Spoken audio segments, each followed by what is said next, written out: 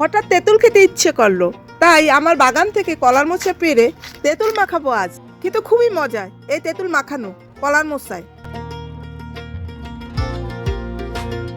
বন্ধুরা, কলার মোচায় তেঁতুল বানাবো, তাই আমার বাগান থেকে কলার মোচা কেটে নিলাম।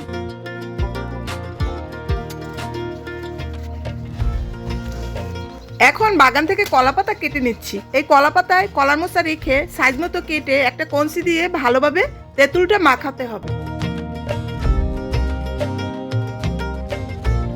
দেখতে থাকো বন্ধুরা, কিভাবে কলার মোচায় তেঁতুল বানানো হয়।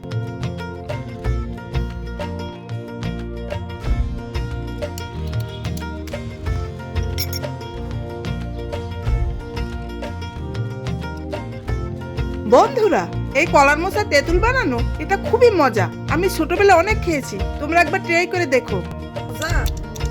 না খাইছি অনেক মজা।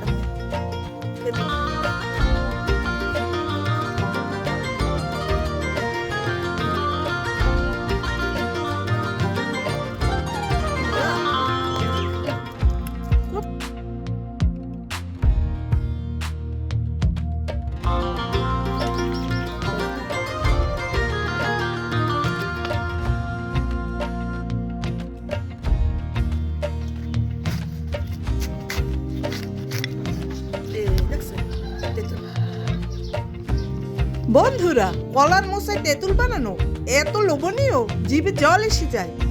ভিডিওটি এখানেই শেষ করছি। আল্লাহ হাফেজ।